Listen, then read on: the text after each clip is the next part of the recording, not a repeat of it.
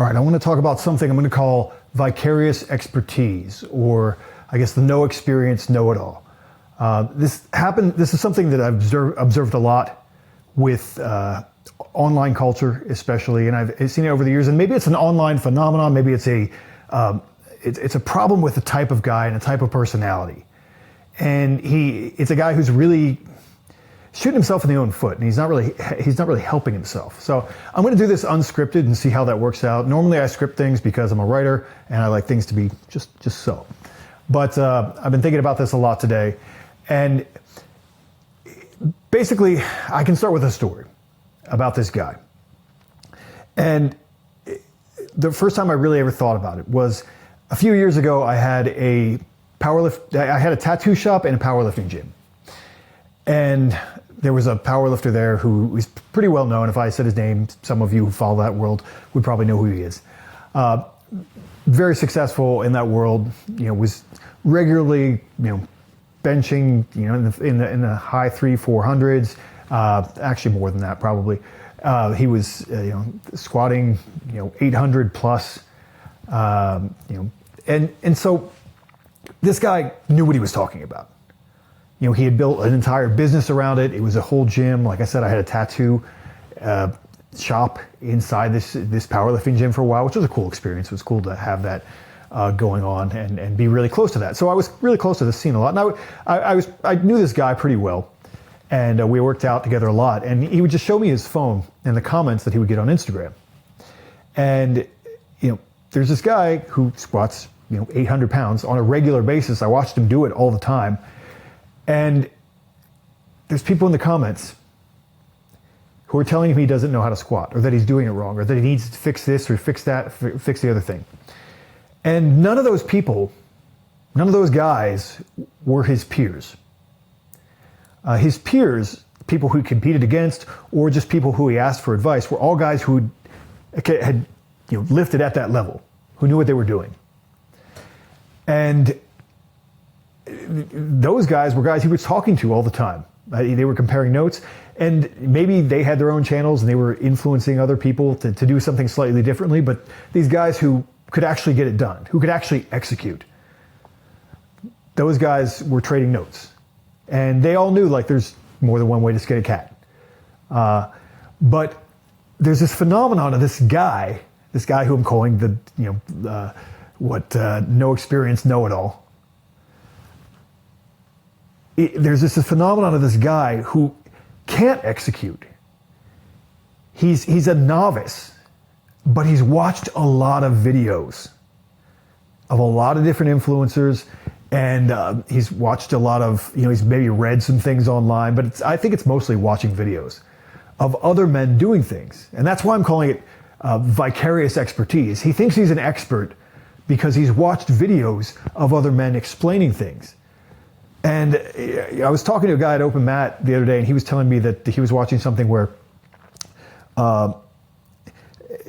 women who plan vacations get almost as much chemically out of planning the vacation as they do actually going. There's a type of woman who does this, and it's very much the same thing. You could actually, I guess, liken it to porn as well. Like people who are having vicarious sex, right? These guys think that they can do things because they've watched other men do them. And they think that they understand because they've listened to these guys explain. And they've watched these videos over and over again, and then they get online and they argue about it. And they don't have the physical experience of doing it. So their expertise actually isn't worth anything because they can't produce the same results. They can just talk about it. Now, and we had a similar situation in a jiu-jitsu gym that I was in, where you had a guy who really was at a very beginner level come in and argue with a black belt. And he was arguing with a black belt about how you teach jiu-jitsu. And this guy, again, had watched tons and tons of YouTube videos on how to do it and watched all these guys talk about doing it and whatever. But when it came to rolling, he wasn't very good. He wasn't able to really implement any of that. And there's just a different knowledge that you get from actually doing things, especially physical things. But I think other things as well. There's been a big conversation this week about experts. I'm not going to reference the podcast that was about because everybody was talking about it to the point where I blocked it on my X profile. But people have a real distrust of experts or people who say they're experts. And it comes a lot from 2020. And we had all these people who were experts go on TV and lie to us about all kinds of things. So, when people say they're experts, now people just don't believe them. And people really can gain expertise, but I think a lot of what we don't want to see when it comes to experts and expertise are people who have no practical experience. And that's a big problem with academia because you have a lot of people who just haven't seen a lot of real life. They've been basically in school their whole lives. And then they want to tell people how to run the real world. And they don't have the actual experience how to do that. And there's a big learning curve when they actually try to do that because they haven't actually made any of these things happen. They just have a theory about how these things happen. Another story I have is my dad. My dad is basically, he was a journeyman electrician. And he was also handicapped, so it was better for him to not work in the field all the time, but he did work in the field for years. And he ended up taking an office job because it just made more sense. And so he was working in an office, and he became an electrical estimator. So he became an electrical estimator and then, moved up through his career to the point where he was bidding really big jobs like hospitals and like wings of universities and things like that. And he would be the guy who would go in and tell them how much it was going to cost and what it was going to take to do all this. But he had the practical knowledge of actually being an electrician. So he ran into this all the time, and I think anyone in the trades probably has run into this, is that he then, he would advance to a certain level where he's managing these projects, and then he'd get these guys who were brought in that only had engineering degrees. But they were electrical engineers, but they'd never really done any field work. And so they create nightmares for guys who actually do field work because they don't know how the stuff works in real life. They know how to look at plans and they know the theory of how it works. And I think that's a really big problem that we're seeing in society is that everyone was pushed to go to college and learn things without getting any hands-on experience in them. And it's also, like I said, something that's happening from YouTube because you can learn anything on YouTube, right? But you really can't. You really can't implement things, a lot of things in the physical world just by watching them on YouTube.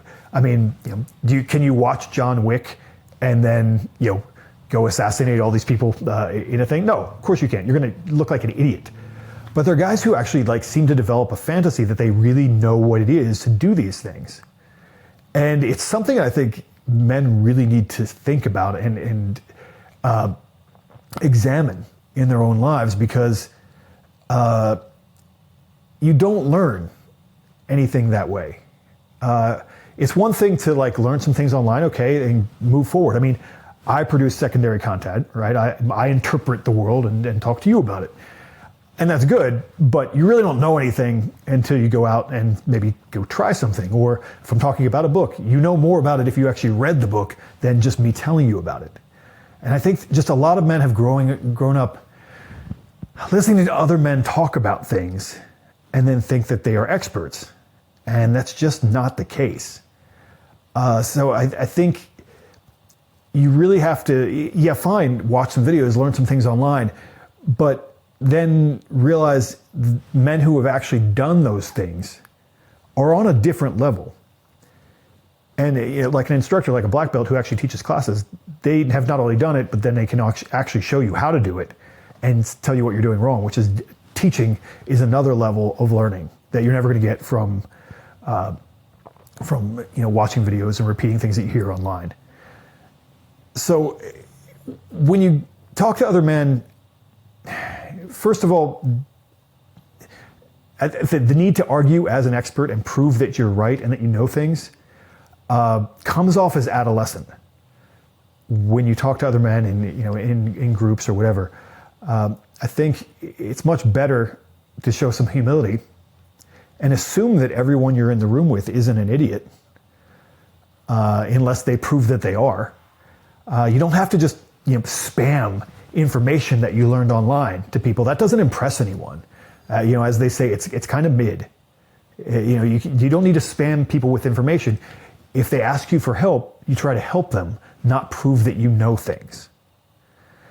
So that's basically what I wanted to say. You don't have to, don't be a know-it-all. Be humble, especially around men who have done more things than you, where they've actually been able to produce results. Because if you haven't been able to do that, then you need to learn how to do that in real life, because all the YouTube videos and all the reading in the world are not going to make you be able to do that. I think we really need to get, especially in an age where AI can tell us how to do anything. I think that practical, physical understanding of the world and how it works, and the ability to go out and execute that, is a lot more important than just being able to regurgitate information that you said online, because it doesn't impress anyone. I know it sounds, it can sound like it does, but it really doesn't. So that's my advice for today, and stay solar.